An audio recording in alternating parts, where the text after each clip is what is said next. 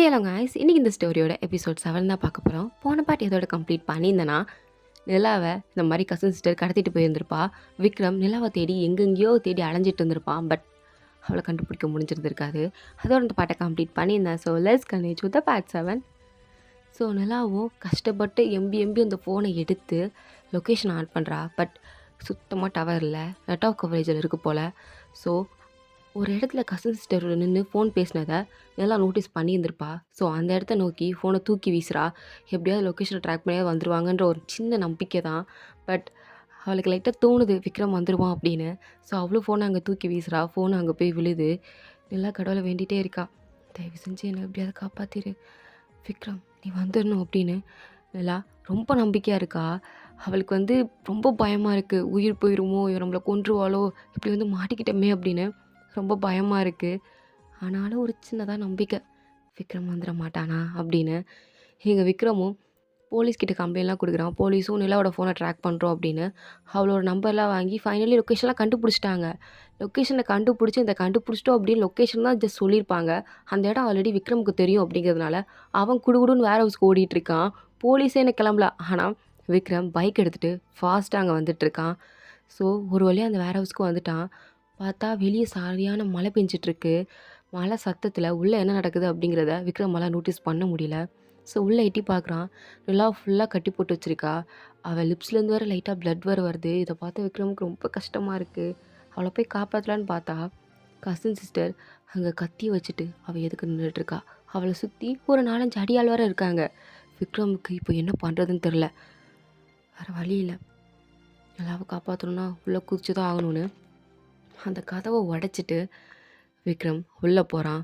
விக்ரமை பார்த்த நிலாவுக்கு அவ்வளோ சந்தோஷம், எப்படியோ வந்துட்டான் அப்படின்னு ஹாப்பியாக ஸ்மைல் பண்ணுறா. அவளுக்கு இப்போ தான் நிம்மதியாக இருக்குது. இவ்வளோ நேரம் அவள் கத்தி எடுத்துகிட்டு லைலாக்லாம் பேசியிருந்துருப்போம், உன்னை கொல்ல தாண்டி போகிறான் அப்படின்னு. நிலா டிசைடே பண்ணியிருந்திருப்பா. அவ்வளோதான், விக்ரம் இன்னும் வரல, நம்மளவே கொன்றுவா அப்படின்னு தான். ஒரு கட்டத்தில் மரணத்துக்கே அவள் ரெடியாக இருக்கும்போது விக்ரம் ஒரு என்ட்ரி கொடுத்ததும் அவ்வளோதான், அவன் சந்தோஷத்துக்கு அளவே இல்லை. அப்படியே கண்ணீர்லாம் ஊற்றிக்கிட்டு இருக்கு, பயத்தில் அழுக. எங்கள் விக்ரமா எல்லாரையும் போட்டு அடிச்சிட்ருக்கான். கசின் சிஸ்டர் அடிக்கலான்னு போகிறான். பட் அவனுக்கு மனசு வரல. அவளை பார்த்து முறைச்சிட்டு நிற்கும்போது அவளா, விக்ரம் நீ உனக்கு இவ்வளோ பிடிக்காதுல்ல, எனக்கு தெரியும் உனக்கு இவ்வளோ பிடிக்காதுன்னு. அதனால தான் அவள் லைஃப்லேருந்து இவ்வளோ நானே எடுத்துடலான்னு பார்த்தேன். ஆனால் நீ ஏன் இவ்வளோ கோவப்படுற, நீ இவ்வளோ கோவம்லாம் படாத விக்ரம் அப்படின்னு சாஃப்டாக பேச ட்ரை பண்ணிகிட்டு இருக்கும்போது விக்ரமா அடியே அப்படின்னு ஏதோ அசிங்கமாக திட்ட வரான். பட் அதுக்குள்ளே போலீஸ்லாம் வந்ததால் கசின் சிஸ்டர் அப்படியே தொக்கா தூக்கிட்டு வெளியே போயிட்டாங்க. அவள் விக்ரம் சட்டையை பிடிச்சலாம் இழுக்கிறா. விக்ரம் நான் சொல்கிறத கேளு விக்ரம், ப்ளீஸ் அண்டர்ஸ்டாண்ட் மீ, நான் உனக்கு தெளிவாக எல்லாத்தையும் எக்ஸ்பிளைன் பண்ணுறேன், ப்ளீஸ் என் கூட வா அப்படின்னு என்னென்னமோ கேட்டு பார்க்குறா. பட் விக்ரம் அவளை பார்த்து முறைச்சிட்டே, நீ பண்ணது பெரிய தப்பு, அதுக்கான தண்டனையை நீ அனுபவிச்சு தான் ஆகணும். நீ ஏன் இப்படி பண்ண அப்படிங்கிறதெல்லாம் எனக்கு தெரியலை. ஆனால் என் லைஃப்பில் நடந்த எல்லா குழப்பத்துக்கும் நீ தான் காரணம். சின்ன வயசுலேருந்து நீ என் கூடவே இருக்க. எனக்கு எதுனாலும் நீ தான் வந்து நிற்ப. அதனாலே என்னமோ உன்னை கன்னத்தில் அடிக்கக்கூடாதுன்னு பார்க்குறேன், அதை பண்ண வச்சிடாத அப்படின்னு சொல்லிட்டு விக்ரம் திரும்புகிறான்.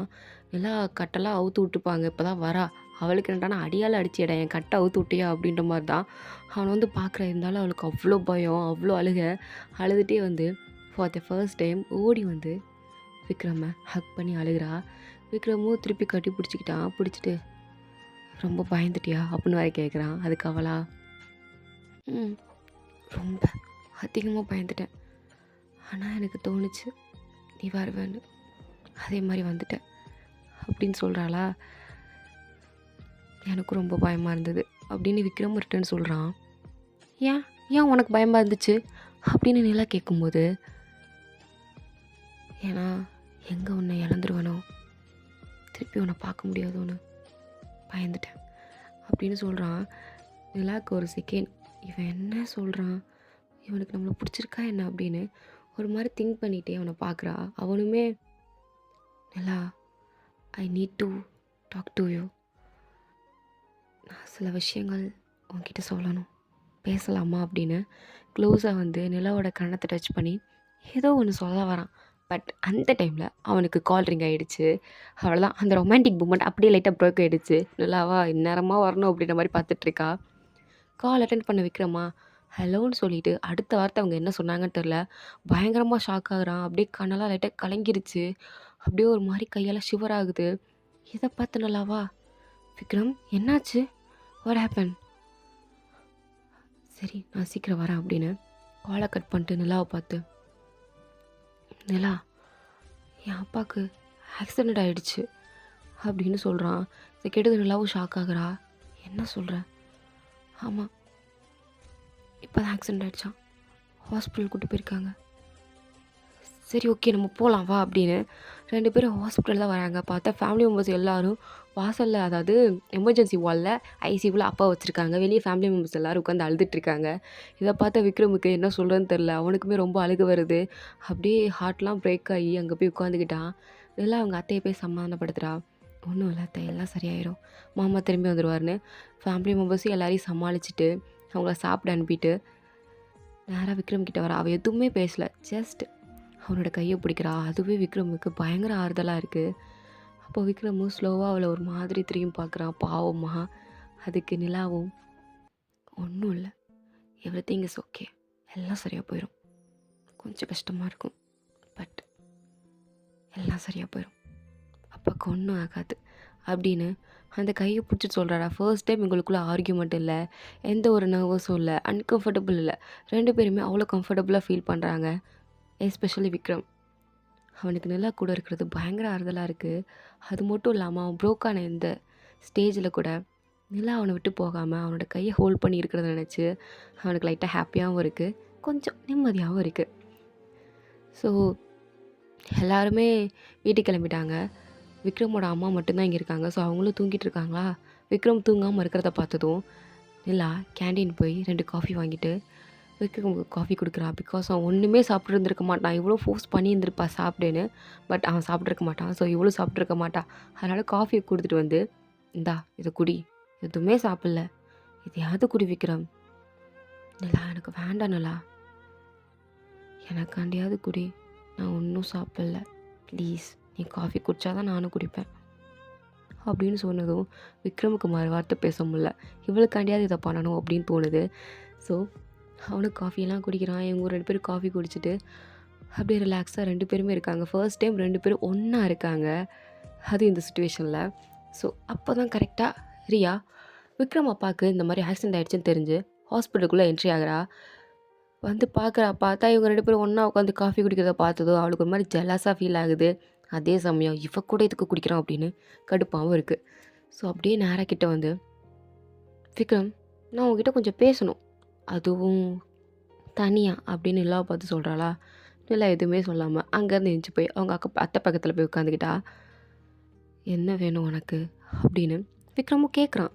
அதுக்கு ரியாவா, "you know one thing Vikram, இந்த இருக்காள் இந்த நிலா, அவள் மைண்டை கன்ஃபியூஸ் பண்ணுறா. அவள் உன்னை ஒரு மாதிரி த்ரிட்டன் பண்ணுறா, உன் மைண்டே சேஞ்ச் பண்ணுறா. உனக்கு புரியுதா இல்லையா? அவள் சாஃப்டாக நல்ல மாதிரி பேசி நடித்து உன்னை அப்படியே மாத்துறா. ஏன் உனக்கு அது புரிய மாட்டேங்குது? நீ அதனால தான் என்னை விட்டு தள்ளி தள்ளி போயிட்டுருக்க. உனக்கு புரியுதா இல்லையா விக்ரம்?" "ரியா, அவள் என்னை அப்படி மாற்றினாலும் சரி, என்னை ஆளையே மாற்றினாலும் சரி, ஆனால் அவள் எதுவும் கெட்ட விஷயத்துக்கு என்ன பண்ணாலையே. இது வரைக்கும் ஒரு வார்த்தை அவள் என்னை தப்பாக பேசினதில்லை. பேசியிருக்கா, நிறைய தப்பாக பேசியிருக்கா, பட் அது நியாயமாக தான் பேசுவாள். தப்பான விஷயத்துக்கு என்றைக்குமே அவள் என்னை திருப்பி விட்டது கிடையவே கிடையாது. இப்போ வரைக்கும் என் கசின் சிஸ்டர் தான் அவளை கிட்னாப் பண்ணிட்டு போனான். அவன் நினச்சிருந்தா உன் ஃபேமிலியில் இருக்க ஆள் இப்படி தானா, உன் ஃபேமிலியை ரொம்ப சீப் அப்படின்னு எவ்வளோ கேவலமான பேசியிருக்கலாம். ஏன் உன் கசின் சிஸ்டர் இப்படி பண்ணுறா அப்படின்னு கேட்டிருக்கலாம். பட் அவள் ஒரு வார்த்தை கூட கேட்கல. அவள் ஏன் என்னை கிட்னாப் பண்ணா, ஏன் கசின் சிஸ்டர் என்னை இப்படி பண்ணா, உன்னோட சிஸ்டர் தானே அப்படின்ற ஒரு வார்த்தை கூட அவள் யூஸ் பண்ணல. ஒரு வார்த்தை கூட என் கசின் சிஸ்டரையும் தப்பாக பேசலை, என்னையும் தப்பாக பேசலை, என் ஃபேமிலியும் கேவலப்படுத்தலை. என் அப்பா கொண்டுனே எனக்காண்டி உட்காந்துருந்தா. அவளை நீ இப்படி பேசுகிற, நீ எப்படிப்பட்டவங்கிறதும் எனக்கு தெரியும், அவள் எப்படிப்பட்டவங்கிறதும் எனக்கு தெரியும், புரியுதா உனக்கு அப்படின்றான். இதை கேட்ட கசின் சிஸ்டருக்கு செருப்பால் அடித்த மாதிரி இருக்குது. ஆனாலும் அவள் ஒன்று கேட்குறா, "நீ இவ்வளோ தூரம் பேசுகிறத பார்த்தா நீ இந்த நிலாவை லவ் பண்ணுறியா?" அப்படின்னு கேட்குறா. அதுக்கு விக்ரம் எந்த ஒரு ஆன்சரும் சொல்லலை. பட் சைலன்ஸே சில நேரம் ஆன்சரை காட்டி கொடுத்துரும்ல. ஸோ அந்த மாதிரி ரியா புரிஞ்சுக்கிட்டா இவனுக்கு நிலாவை பிடிச்சிருக்கு, லவ் பண்ணுறான் அப்படின்னு. ஸோ எதுவும் பேசாமல் அங்கேருந்து கோவத்தில் எழுந்துச்சி போயிட்டா. ஸோ மறுநாள் மார்னிங் ஆகுது. விக்ரமோட அப்பாவுக்கு சர்ஜரிலாம் முடிஞ்சிருச்சு. பட் அவர் இன்னும் அன்கான்ஷியஸ்லாம் இருக்கார். ஸோ எல்லாமே ஆல்ரைட் சொல்லிட்டாங்க. ஸோ எல்லாருமே நிம்மதியாக இருக்கும்போது தான் ஆரவ் நிலாவை பார்க்குறதுக்காண்டி ஹாஸ்பிட்டல் வரான். ஏன்னா அவளை ஆல்ரெடி கிட்னாப் பண்ணிட்டு போயிட்டாங்க அப்படின்ற நியூஸையும் அவன் கேள்விப்பட்டு வந்திருப்பான். ஸோ அதனால் அவளுக்கு ஃப்ளார்ஸ்லாம் வாங்கி கொடுத்துட்டு வந்து, எப்படி இருக்க, ஓகேவா, நீ நல்லா இருக்கியா, உனக்கு இங்கே அடிப்படலன்னு கேட்கும்போது எல்லாவும் ஐம் பர்ஃபெக்ட் ஆல்ரைட் அப்படின்னு 2 பேரும் லைட்டாக சிரித்து பேசிகிட்டு இருக்காங்க. இதை தூரத்துலேருந்து விக்ரம் பார்த்து ஒரு மாதிரி முறைச்சி பார்த்துட்ருக்கான். அப்போது விக்ரமோட ஃப்ரெண்டு, ப்ரோ எதுக்கு அவங்களே முறைச்சி நீ பார்த்துட்ருக்க? முறைச்சி பார்க்குறேண்ணா நானா? இல்லையே. ஓ இல்லையா அப்படின்னு அங்கே மிரர் இருக்கும், அதை பக்கம் திருப்பிட்டு, அப்போ இதுக்கு பேர் என்ன அப்படின்னு கேட்குறான். அதுக்கு விக்ரம் எந்த ஒரு ஆன்சரும் சொல்லாமல் கம்முன்னுடா அப்படின்னு சொல்கிறான். பட் ஷீ ரியலைஸ்டு அவனுக்கு ஜெலஸ் ஆகுது அப்படிங்கிறது விக்ரமுக்கே தெரியுது. பட் விக்ரமுக்கு இது பிடிக்கல. நான் ஏன் ஜெலஸ் ஆகிட்டுருக்கேன், விக்ரம் அப்போலாம் ஜெலஸ் ஆகாது அப்படின்னு சொல்லிட்டு அவங்கள தான் பார்க்குறான், ஆராவையும் நிலாவையும். ஆட்டோமேட்டிக்காக மறுபடியும் ஜெலஸ் ஆகுது. என்னடா இது அப்படின்னு விக்ரமுக்கு அப்படியே மண்டி பிச்சுக்கலாம்.